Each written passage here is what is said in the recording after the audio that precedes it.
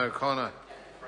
Mr. Speaker, it's a delight to speak after the Speaker from the Maori Party, particularly as he speaks with such pride of his mokapuna. In fact, I look forward that she may be here in 20 years' time, sitting behind you as we continue to cooperate between the National and Maori parties.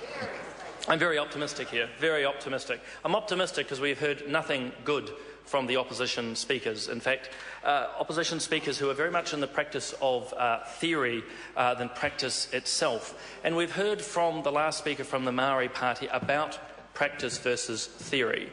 There are others, particularly those trying to capture the Maori vote, who are just about knocking things down, who have very little experience but just want to throw theory about. What we've heard from the Maori Party and in cooperation with the National Party has been real practical gains for this country. We heard about the whole health program, Mr. Speaker, the fact that up to 13-year-olds now, or if you're up to 13 years of age, you can get free health care through your GP. We've heard about the work in rheumatic fever, a shocking statistic when we came into government, something we wanted to address and cooperated with the Maori Party to bring that about. It's the difference between theory and practice. And all we hear from the other side is really theory. It's a National Party reality versus sort of a utopian viewpoint, if you like, particularly from the Green Party, though as I begin to think about their policies more, it's more of a dystopia, quite a breakdown. They talk about being forward-thinking. The only irony, particularly from the Green Party, but the opposition in general, when they talk about being forward-thinking, is they are forgetting the lessons of the past.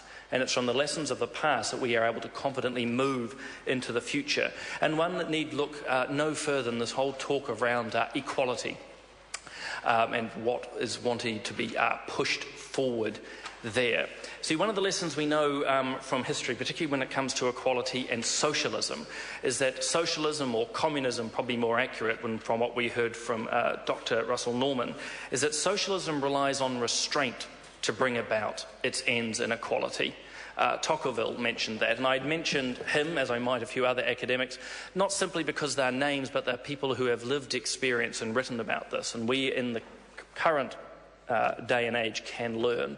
It's from restraint, and the best example is something around transport. We heard a whole lot of talk around transport, and we've got to move more public transport and cars. We're against cars. See, a society that's based on freedom first and then equality allows people to have the choice. And on this side of the House, we believe that Kiwis are smart enough, able enough to make the decisions which are best for them and for their families. A restraint model, a socialist model, decides what is good and what is bad, and ultimately makes the choice for other people. The search for a supposed equality, in this case, say around public transport, instantly reduces the freedom of people. And as another thinker, Milton Friedman of all people, says, if you have equality before freedom, you get neither. Freedom is ultimately incredibly important, and it's something which this government is focused on. And you see this throughout its policies. It's backing Kiwis to do the best for themselves, their families and their community. It's about setting up an environment, in both senses of that word, an environment which helps Kiwis prosper now and well into the future. It's about ultimately theory versus practice, and on this side of the House it's about walking the talk and not just simply talking, because National is promising to do good things, and it has been over the last 6 years. And the difference of what we've heard today in this discussion and debate is a lot of talk from the other side, but no promises being delivered.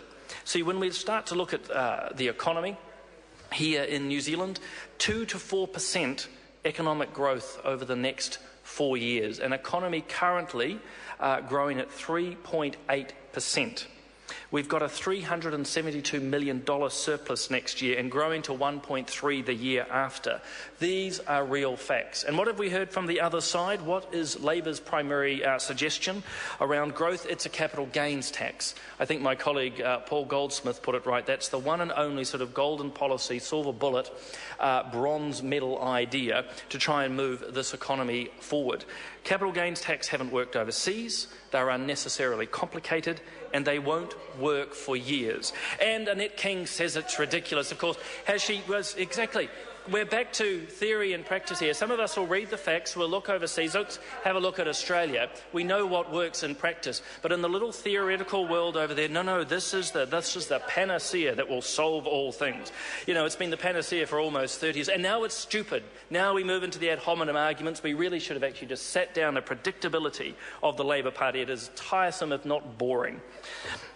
Mr. Speaker, $1 billion of new spending in the budget. Not reckless spending. We heard the Minister of Finance note billions of extra dollars were being spent by the Labour government before it went out of government, thankfully, in 2008. Moving into the unproductive sector, not going to help the economy at all. We have been very prudent in our approach. As I said, $1 billion. What do we hear from the left instead? It's about more spending, massive spending. The solution to everything is more spending on welfare, more spending on super, more on housing, more on parental leave, more on health, more on youth, more on Maori, more on the environment, more magic beans, Mr. Speaker, for everybody. That's the left's approach. And taxpayers in this country know that every time there's a push for more, it is coming out of hard-working taxpayers' pockets. That's what they understand. That's what they understand. And once again, someone from the opposition is talking about we're spending more on roads. Yes, we are spending more on roads in cost line and within a budget which is restrained. That's called balancing the budget and working appropriately. Something the Labour government never understood and still doesn't understand. We're also seeing the government working towards a net debt of 26%. That's the Crown's debt. There's a whole issue with private debt from New Zealanders. Oh, we've upset the left now, and we come right back to that whole theory and practice. They talk a lot, but in practice they can't match the record of this government. Government debt, Mr. Speaker, will peak at about 26% and over the next few years will drop down to 20% of GDP. That's something we can be rightly proud of.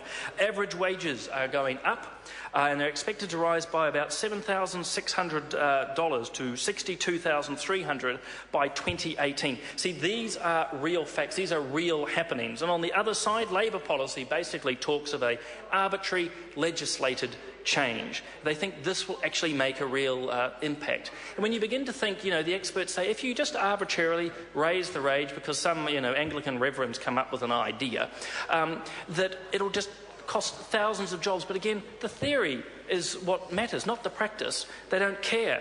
We want to bring about, we've had about 170,000 new jobs in the next 4 years. What do we hear from the other side, particularly from the Greens? We hear talk of a smart green economy. Sounds nice. It's a good theory. Just doesn't mean anything. Give us one example of this smart green economy. In some ways, to me, it always sounds like we're taking money out of the productive sector and simply putting it into blue sky research. It's really not smart green jobs, but jobs within sort of just and solely the academic field.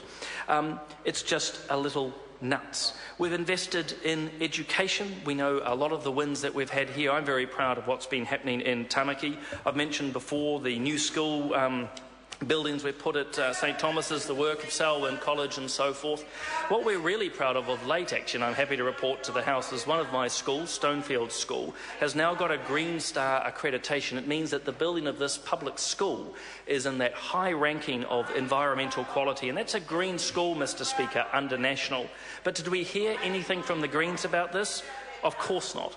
The Greens are much better at knocking things down than actually building them up. We are very proud of our environmental record on this side, but also our cooperative side, also within Stonefield School, has just opened a cooperative agreement, if you like, and a new hub for the Somerville Special School, hoping some of our most vulnerable in that area. Absolutely fantastic. And I'm hearing someone from the other side yelling about Glennis, an incredibly proud record there as new homes are being built, as our people are engaging with the various dental and health initiatives through the schools. They're setting up their gardens in the schools. They are positive for their community. And the fundamental difference between this side and this side here and the other, is we go into those communities and we go and tell them that they are worthwhile, they have quality, they have opportunities, and we're there to support them, not continue to make excuses for them and to hold them down. We are very different. And I want to finish on that note, because I'm conscious that the buzzer has gone, about holding down in theory and practice. Last week, This House almost unanimously passed the Vulnerable Children Bill, and I acknowledge the Labour Party's support for this. A bill to protect our young people, things such as screening people who are going to be looking after our kids. And you know who voted against it? Greens and Mana. And I am absolutely shocked at that behaviour.